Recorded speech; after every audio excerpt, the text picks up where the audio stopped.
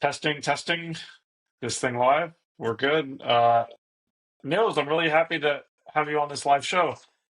It's just you and I. Johnny's off somewhere messing around. I don't know. It's just you and I. But really excited to have you, especially. We're going to be talking about experimentation and product ops. You and I have been geeking out on this topic for a while now.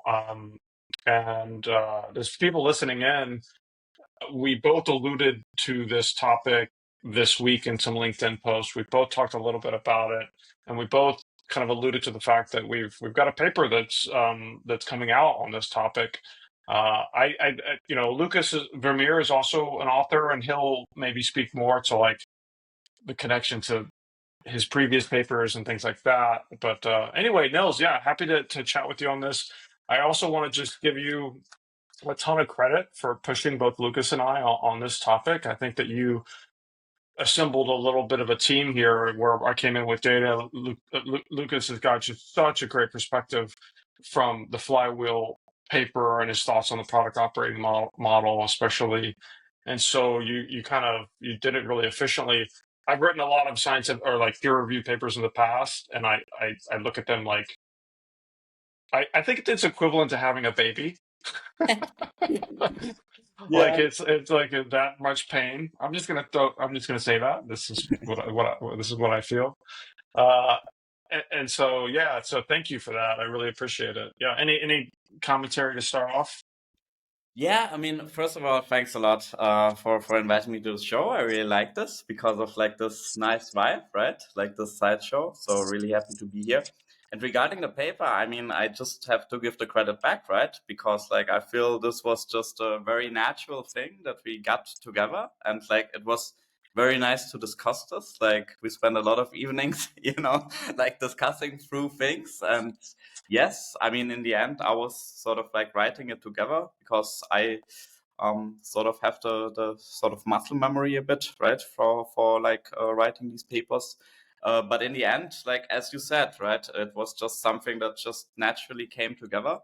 And I mean, also like the story about this paper to add a bit more to this, right? I mean, first of all, the first thing is like this was something that we kind of like all noticed, right, in our like experience.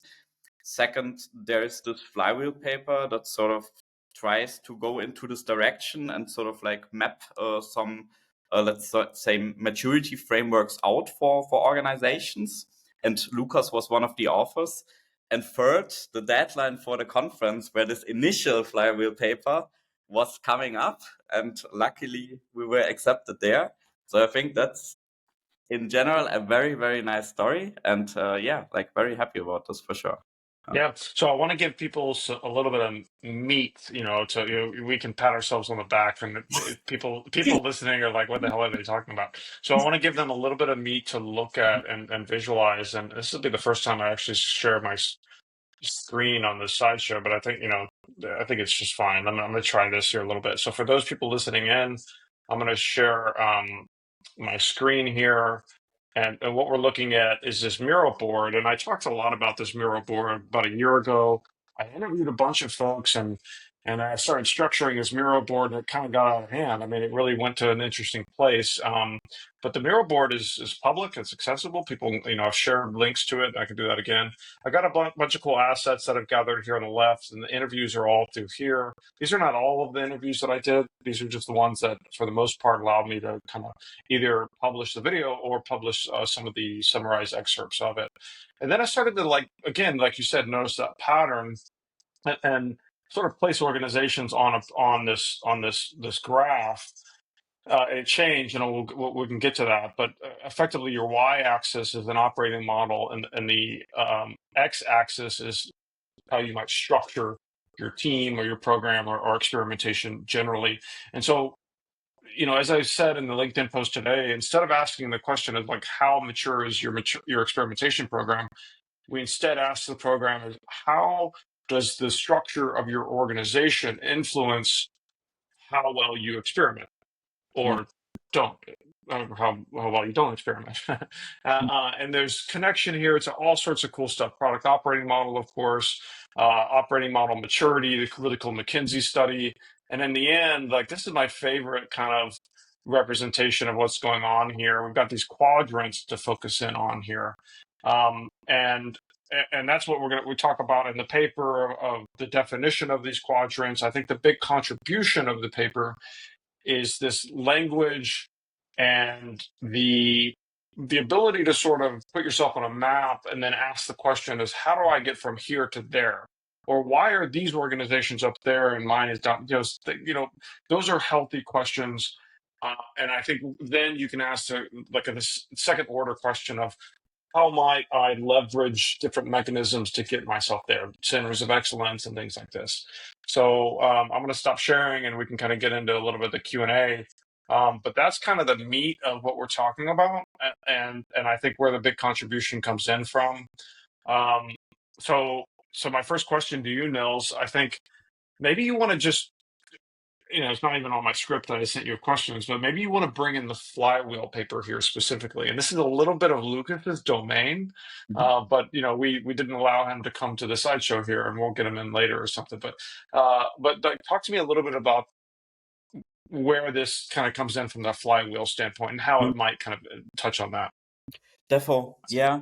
Like, I think also, I mean, the contribution that you mentioned, I think we can even bring this to a more basic thing, right? Like, alone this differentiation that we not only say, hey, this is how you organize, centralized, center of excellence, decentralized. There are more aspects to it, right? This is already a great contribution, in my opinion, to differentiate between the product operating model. And I think when we looked, or when we thought about the flywheel paper, it basically has organizations which are in a certain area or in a certain quadrant, which is very favorable for experimentation to work in a certain way, right? And this is what we noticed. We just noticed that these are particular organizations that are mentioned there and that are used as case studies that do not represent like all of the experiment organization that we came across, right? And this is, I guess, something that we all sort of like acknowledged. Also, Lucas, like, I think in his new role, like at his new company as well, right? Because back then when he wrote the flywheel paper, he was still at Booking. And I think the interesting, or like my sort of like big take or revealing moment was the organizations are usually so heterogeneous, right? There's so many things that just influence also like how our domain experimentation works, that we sort of have to start thinking about like what potentially has the biggest impact, right?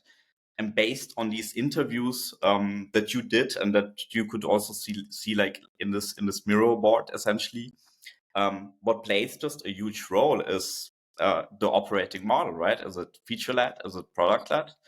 And this is then obviously brings this whole aspect of experimentation organization, so how you organize these teams, back to this discussion of like how can we enable product teams to really be product led, right? And this makes a nice sort of framework where we say, okay, this is a super important aspect that we think should become a framework. And this is like also like how organization can sort of better assess where they currently stand. And I think the next question is to better focus or like think through like how to move from one quadrant to the other, right? That's what I want to get into next. And I want to have you talk to us about the 2x2 quadrant and the definitions. But before you do that, I want to touch upon kind of two stories, if you will, on moving from one quadrant to the next. One is theoretical, and one is actually a real case study. So that in theory, a startup, young startups, the founder CEO is very close to the customer problem, and they bring together a team that is aligned with solving that problem, and so they are by nature centralized, and they are by nature pretty agile, pretty small team. They're able to, there's not a lot of functional excellence. Everybody's doing a lot of different things. There's not a lot of siloing going on, etc. And so that's where most businesses start. And by the way, it's in the top left quadrant of what we're talking about here, which is this kind of product-driven centralization, if you will. And again, I'll get you to talk about that. But then at some point, all startups, through the history of time, have made a decision as they grow, like how do we want to operate as we grow? Yeah. The leader can't manage everybody, can't tell everybody what to do all the time. So what kind of mechanisms do you put in place? And what's fascinating is that most teams go down into this feature-led, this top-down, more authoritarian, more like here's a roadmap, just go here, be a cog in the machine, just go do it. And then you've got silos and stuff like this. What is fascinating is some organizations, mostly centered around the kind of tech forward, tech native organizations out of the US, let's say mostly, but not all for sure, decided to not go down in the quadrants, but just shift over to the right, to create operational structures that allowed teams, small, agile, empowered teams, to stay close to the customer and use tools to solve customer problems at scale. So that's, in theory, an interesting kind of movement. In practice, another. So my case study number 2 here is an actual case study. We worked for many years with Decathlon, the big retailer out of Europe, and they are going through a huge transformation over the last, I'd say, 3-4 years, where they are consciously going from what's known as a general management org model into a functional org model. So they're running, every country ran its own version of Decathlon, right? But in France, they had this great brand. They still do. They're one of the most admired brands in France, where I'm at now. And they decided to no, we need this brand power to extend out to these other areas. And so instead of general management where autonomy's all over the place, more like an Amazon situation with a bunch of experiments going on. Nope, let's centralize. Let's create a functional organization, more like an Apple, if you will, where we can maintain customer experience throughout kind of all the touch points really, really well. I think they do a really good job. And so they were down in the quadrants, and they were looking to go up. All right, they're looking to implement product operating model principles and things like that. And so they centralized a lot of experimentation into a center of excellence in order to, they went through, or they're trying to go through a center of excellence in order to slingshot to the top right of the quadrant. So those are just a couple cool examples there. So Nils, walk through those quadrants in more detail, if yeah. Yeah, sure. I mean, like, I think you touched upon a lot of super interesting things, right? Like, I think we sort of assess that most companies basically start on the top left, right? Because of what you said. Like, they have a small team, sort of everyone is doing everything, right? So this is kind of the default situation. And this is a quadrant where we say okay, this is a product led. So basically we have sort of the optimal situation in terms of the product operating model. And at the same time, right, it's centralized by default, right? Because there's not much to decentralize, because the org is often maybe not even large enough, right? The sort of optimal situation that we saw with I mean, if you remember the thing in the mirror board as well, Booking and Uber comes to mind, right? They're in this top right quadrant where you're product led and decentralized. So basically every team has the opportunity to do experimentation without much support from anyone else. So they're completely enabled to do this.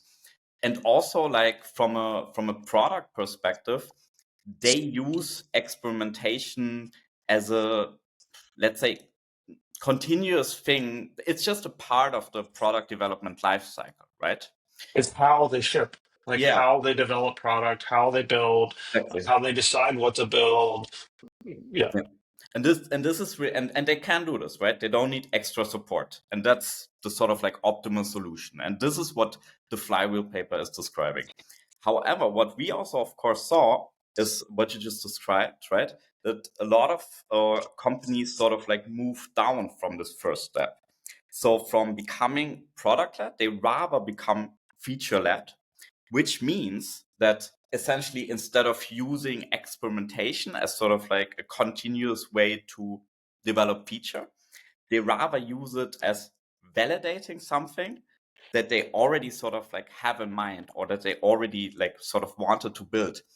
And like, I mean, if we go into the details there, right, this also leads to a lot of, I would say, maybe like even wasted resources, right? Because ultimately, there are just a lot of decisions that you can just make if you just call them out instead of using experimentation as an additional validator, right? So this brings a lot of organization, I would say, in a lot of inefficiencies. And you already described this sort of like mechanism, or like this sort of like transitional or hybrid situation, that it's hard to just say, okay, we're centralized feature led, and now we want to go to decentralized product led. That's a very hard shift. So what we noticed, a lot of organization basically have this piece in the middle where they say, okay, we have sort of like this center of excellence, which is also like very known, like in the experimentation scene, basically where you have like a central hub and you sort of like borrow individual experts in your experimentation teams, but you're not fully independent as an experimentation team, or like as an individual feature team, right?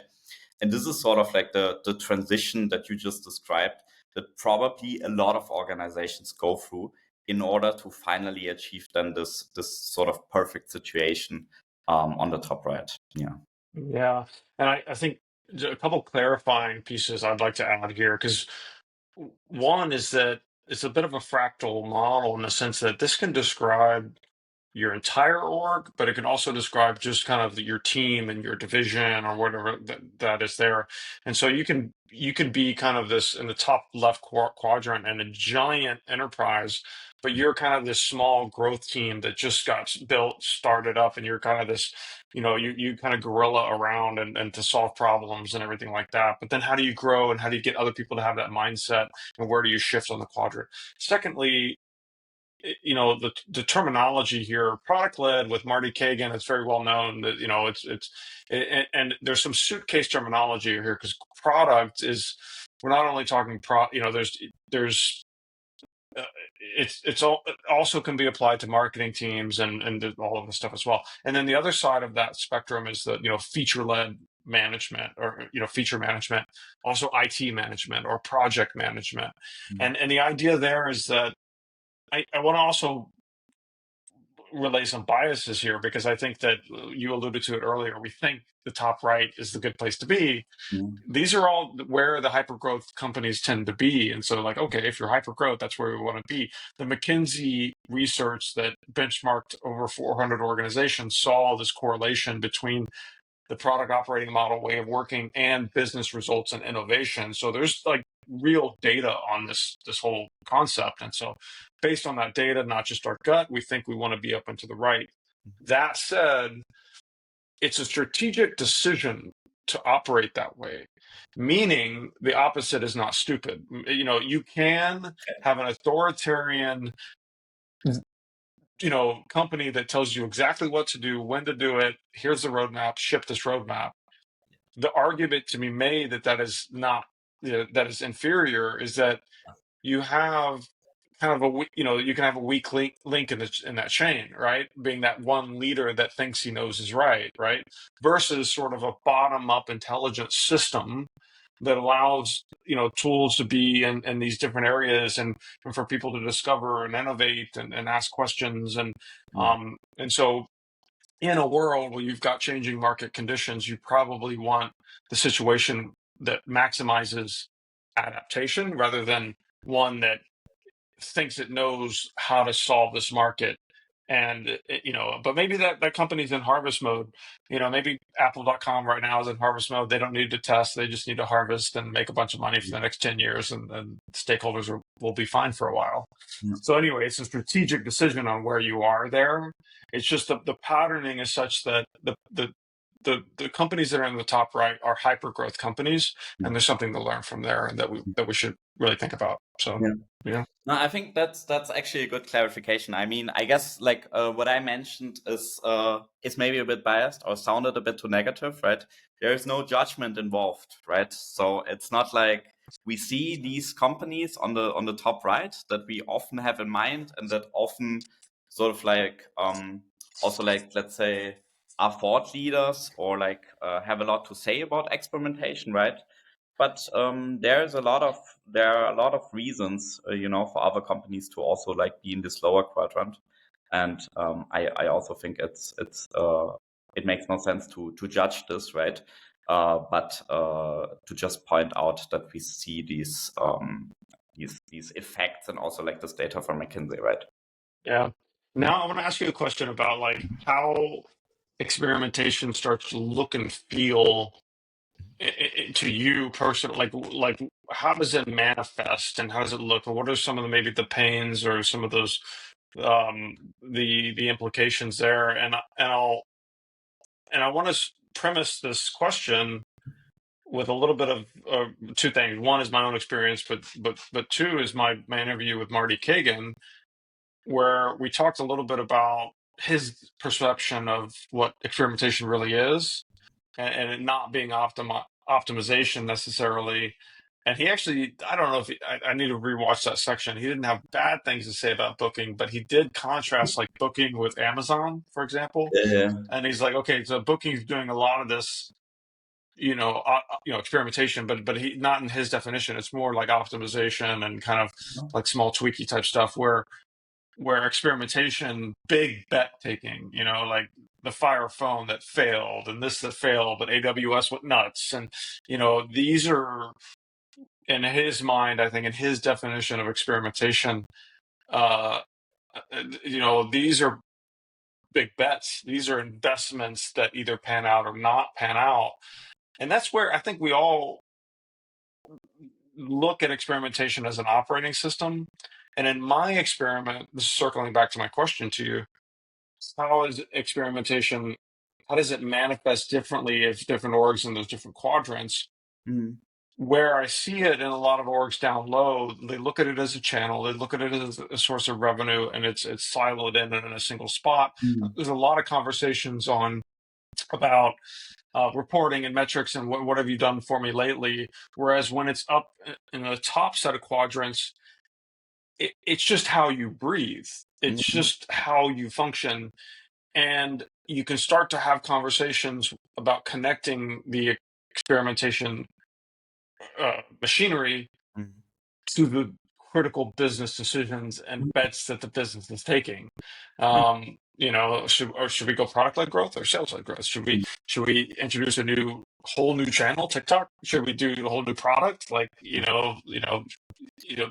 I don't know. Like, what do we do? And so that's where experimentation, bet taking kind of comes into play. So, what is your perspective? What is your experience on how experimentation programs manifest themselves in these different quadrants? Yeah. So I think first of all, coming back to, for example, I think this is a good thing to pick up, like this let's say difference between Google and Booking. I think really Amazon. Booking and Amazon. Yeah. Okay. Yeah. But same thing, right? I think this is also a bit with regards to the narrative of these companies, right? So I think both of these companies are very mature when it comes to like the product-led model, and they're very mature when it comes to experimentation, right? So I think yes, we connect maybe booking with like optimization and tiny tweaks and so forth, but I'm pretty sure, and like that they all have sort of like a way to assess the sort of like magnitude of optimization versus innovation within their experimentation portfolio, and they sort of adjust based on a strategic decision, right? So it's not like booking are the ones who do these tiny tests. They also probably do big bets. They just probably don't talk about it that much. Same for Amazon, same for Google, same for all companies, right? I'm pretty sure if you're at a certain level and if you have your experimentation platform in order, then you can even like start making these statements or see even these patterns. And then you realize, hey, guys, we're currently only doing optimization. We need to do a few bigger bets. And then you also see like potentially where you can do these bigger bets, right? And this is what I think happens in these more mature organizations, right? And they have no boundaries, right? So when you say to certain teams, hey, like we need bigger bets from your side, and you have a way also to measure this, there's no restriction, right? They're enabled to do this, right? And that's when it comes back to like the other quadrants, right? I think there it will be a bit more tricky, right? Because you're a bit more constrained, both in terms of like what you have available as resources. So usually you need someone that is not probably directly in your team in order to execute experiments. That's the first thing. And you're also limited in terms of like what you are actually working on, right? Because usually you have in mind, hey, this is actually the feature that we should validate or that we're supposed to build and that we try to better figure out with experimentation. So I think in this regard, you're way more limited. And I think also if you have the possibility to make the strategic decision to, for example, say, hey, we are going for bigger bets, it's just harder to execute and probably takes more time. So I think this is how I would see the big difference between these sort of like different organizational forms. Yeah. Well, so cool. Yeah, I want to hit upon centers of excellence, and then I want to. My last question set, is a little bit about, we did this research. Like, now what? Okay, so but the centers of excellence. So real quick, I think, I look at it as a little bit of a great mechanism, a tool to move from the below quadrants to above. I think that in my experience, when we've set these up, there's mechanisms around them. There's standardization of language, there's standardization of tooling, there's standardization of, like, process and stage gates, governance, and what are, what is acceptable risk and to us, and all these types of things. I think anecdotally, it can get, there can be a lot of flavors of them. In my interviews, I interviewed people explicitly about centers of excellence and team structure, and I was at the heart of the quadrant, and that allowed me to see, the pattern once I started talking to people. And so, my question to you is what is your experience with centers of excellence? How does that look and feel? At the core, you're talking about an evangelizer and an operator. I think, like a CEO and a COO, you need an enabler. You need a cheerleader and an enabler, at the core of it, and then you need systems underneath them, and mechanisms, and things like that. There are stories about, multiple stories, Spotify, Hulu. I think that Uber as well, like, they don't use they're past the need for a center of excellence, Yeah. right? They don't need it. It's been disbanded. It's gone now because, again, it's how we breathe. Yeah. Um, so talk to me a little bit about your experience with center of excellence, and yeah, what's your feeling there? Talking Yeah, too I long. think like you already like pointed it out very nicely. It's just just a good option that you have, right? If you want to make this transition, like also like from a leadership perspective, right? I mean, like what can you do without like absolutely radically change the entire organization, right? You need to do something, you need to implement something. And I think the center of excellence is just a nice way to implement it, because you sort of like try to like have a central resource. You say, hey, experimentation is important, and now we try to figure out how we can get this into the different teams, right? And as you mentioned, you sort of like need different things. I think there is already like something that you can debate, right? Like if you have someone who's like able to operate this, someone who's like cheering this up, who's like advocating this, and also like sort of like onboarding the team to center of excellence and like make them aware like what they can actually do for them.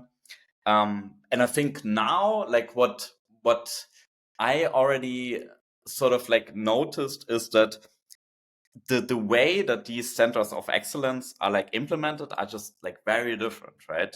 So in general, we talk about, okay, center of excellence mean we have like a central hub that goes out to different programs, but how in detail this is rolled out is very different. And I recently heard also like about this case. I also posted about this, right? Sometimes there's even this like very negative development that basically you say, okay, we are a center of excellence, right? We tell you how to experiment.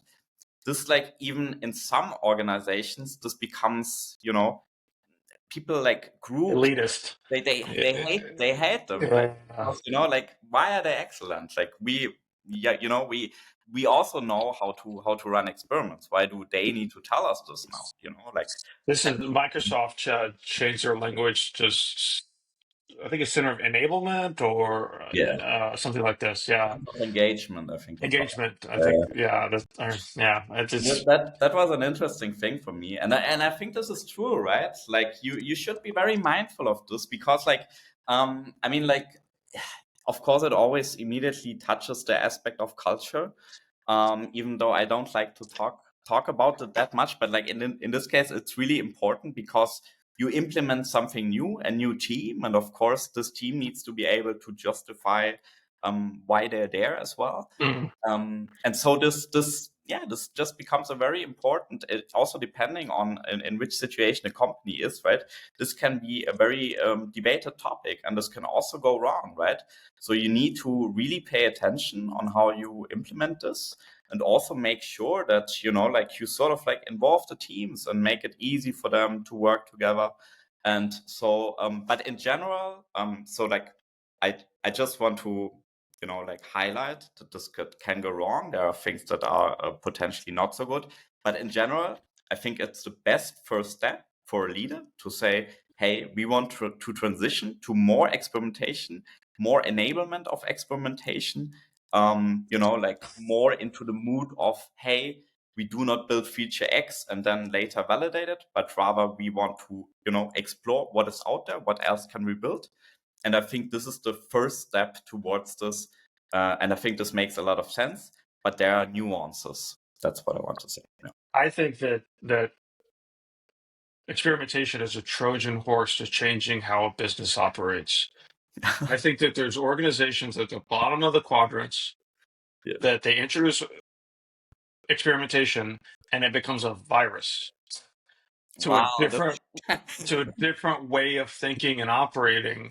And Mm, there's a natural, like, the body trying to reject a virus, they don't get it, and it doesn't work super well. And so you're like, okay, center of excellence, let's start to live with this virus. This is a good set of, this is our good gut flora. This is how we want to be now. yeah. And let's learn to live with it and go forward. Now, it is a cultural thing. Every business has its own culture, but I want to ask you a very controversial thing here, because this also touches on the conversation I had with Marty Kagan, and he called it out, and I totally agreed with him. He said Europeans are very, like, process heavy, like they're just addicted to process, and Yeah. I totally believe it. I have the benefit of spending a ton of time in Europe, working with a lot of European colleagues. I've read Culture Map, but I'm American in general. I know that Europe is a child of Descartes and very deductive reasoning. America is a child of Francis Bacon, very inductive reasoning, show me the money, application based thinking. Um, I think this term center of excellence means something very different if we were going to stereotype organizations and where their cultures come from. I think a center of excellence works better in Europe than it does in the U.S. And in the U.S., you want to, like, maybe you don't use that language. You just say, we need to standardize our language. We need to standardize our tooling. We need to standardize how we test, but then allow everyone to test. Yeah. And so you just say those things, and you create that checkbox, and you ship it by next week, and then you're good to go. Yeah. That's the American way to do it. So, do you have any commentary on that? And I don't know, Those are very, of course, like you can immediately tap into tons of like pitfalls there. But like as a German, I can also like only agree. Like I think this is totally true. I mean, you mentioned the culture map. I think this is a book that everyone should read Yeah. because this is sort of like not um, I mean, this is something that is not stereotypical, this is just the science behind how different cultures work, right? And there is a lot of truth in it. Every person who sells something, every person who works in a bigger organization should definitely read this because this resonates a lot with also like what I experienced. And yes, also I from my standpoint, like especially in Germany, I would say there's a lot more process driven, right? There's a lot more emphasis on this sort of like, let's say, authority aspect as well. So Mm. tend to sort of like go into this sort of, hey, this is the feature, let's build it. Yes, we have this new technology that's called experimentation. Let's use it for validation. But that's about it, right? So to move like to this next step, to give teams even more freedom, this is quite a shift, right? For many different like organizations, I would say in Europe. Yeah. Yeah, I love it. Okay, cool. Yeah. Last question. We Also, got. maybe like Oh, one more thing that I want to mention. Like yeah. also, I think we talked about this now all the time, but like I think there's another book that I also read it recently, which is called The Problem with Change, and it's Mm. basically about change management. And I think this is also something that everyone that ever worked like in a bigger organization um, should also just be aware of, right? Like the smallest sort of like changes that you make in an organization, they take a lot of time and they cost a lot of effort, If you implement a new tool for something that people do every single day, there will most likely be resistance. You can't just say, here's the tool, go ahead. That by far not, right? This is very, very difficult. And I think you should be aware if you, even when you introduce a tool, or even if you introduce a completely new mindset on how you develop a product, those are big shifts and they need attention and they need, like people to really focus on this. And I think we touched on this like in every aspect now, but I just want to emphasize even more like this change management process is probably a skill that we should probably all focus on more and acknowledge this more, what worked, what didn't work, because we will probably go through this in a lot more sort of like organizations and in a lot more different ways throughout our career. Yeah. Yeah, well said. I think that the structure of centers of excellence and also organizations having sort of the chief evangelizer and chief enabler, CEO, COO, the COO gives you the tool, the CEO side of things kind of communicates its worth and onboards, enrolls people into it. So you need both those functions. Yeah. Um, so we got this paper out. We'll soon kind of share it to the world once we get the final version of it. Really excited about that. So this has been just a big, giant hour-long sneak peek. But what next? Like where?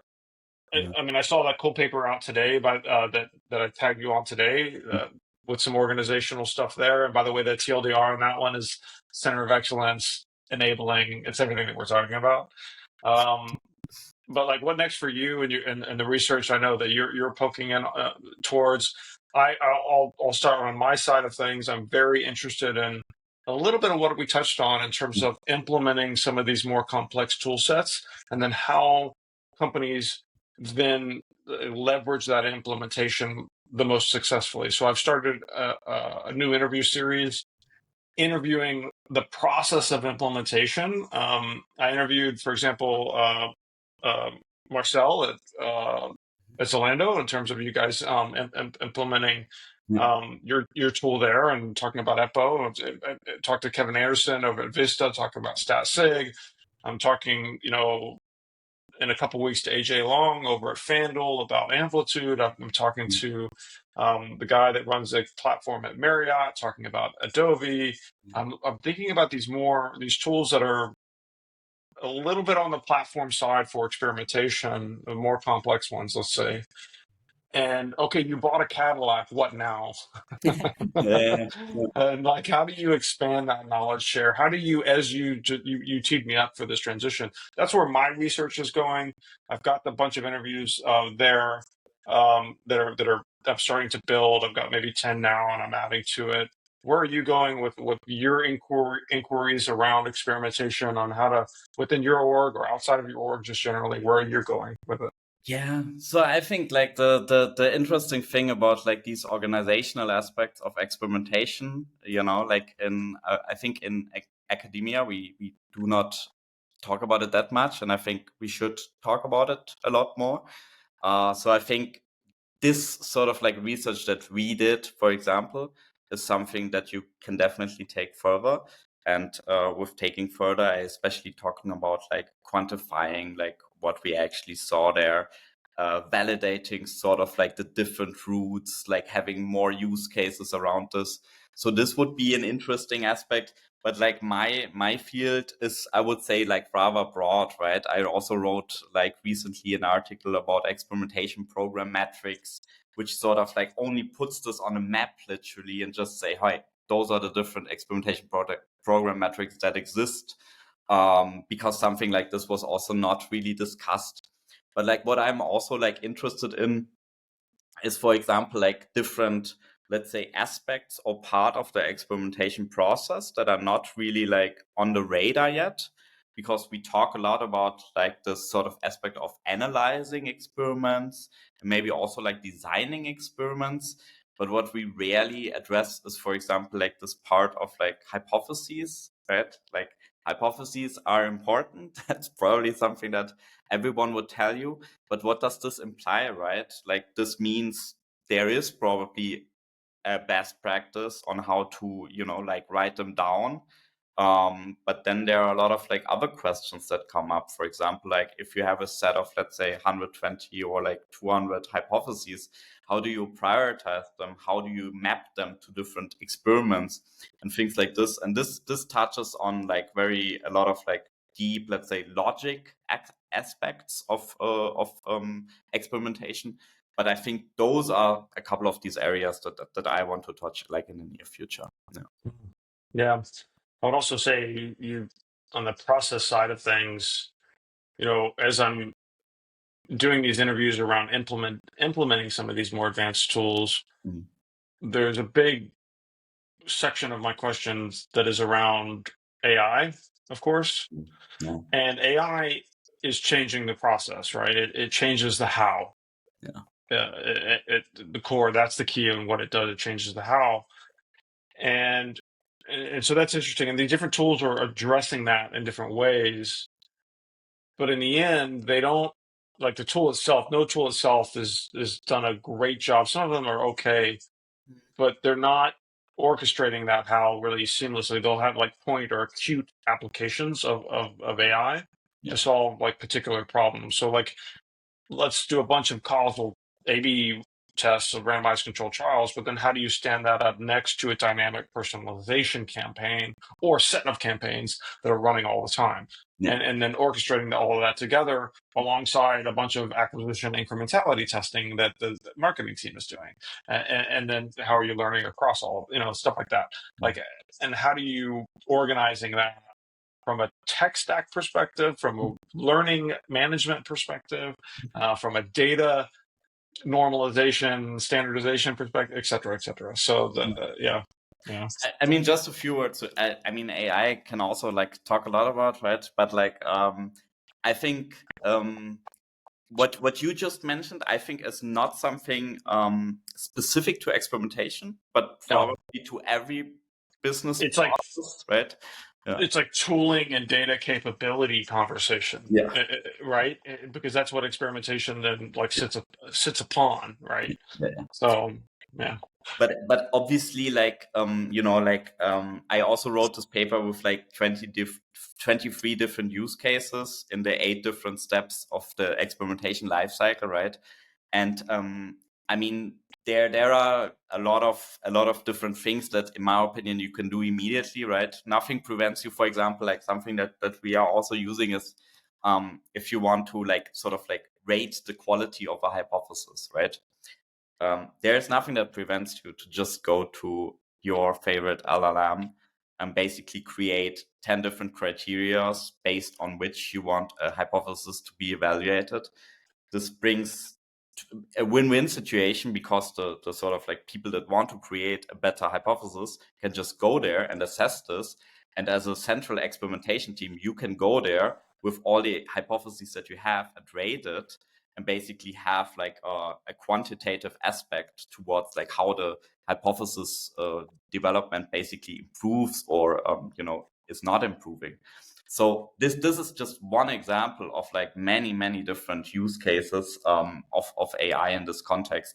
And also later in the process, like everything that has like unstructured data, so a lot related to like these insights that we produce, like how to work with them. You don't want to think through like, if you are at 10,000 experiments, like what an effort it is when you haven't thought through your sort of like institutional memory, then it becomes very tricky. But yeah, tons of different aspects. And also like, I think a good way also for future research is to sort of like map this out, not only in terms of like what you can do in the process, but maybe also like what is sort of like the first level and what is the ultimate level. And the ultimate level, what you just mentioned, is then probably sort of this integrating everything, like and orchestrating this like in one go to make also the user experience a lot easier. Well, sweet, Nils. We got this paper. You mentioned you had a paper on metrics. You got a paper on AI applications. You're a machine on the papers. I've in my previous career, I've got about 10 academic peer-reviewed papers, and again, they're all like the pain of giving birth to children. I'll state that again. So I give you a lot of credit for having so many children, Nils. Yeah, well done. Well, cool. Thanks, man. This is great. I think this is awesome. I appreciate you coming on and chatting about this. And I know we're going to be pushing this out a lot more on so people should expect a lot more. The paper will come out soon within the month. Is that right? Yeah, I mean, hopefully. I mean, they just have to configure their schedule. I mean, we're basically having it published, right? They just need to. I don't want to put pressure, but like I would A say month or two. mid of August, I would say. Yeah. Cool. Thanks, Nils. Appreciate it. Thanks a lot for having me.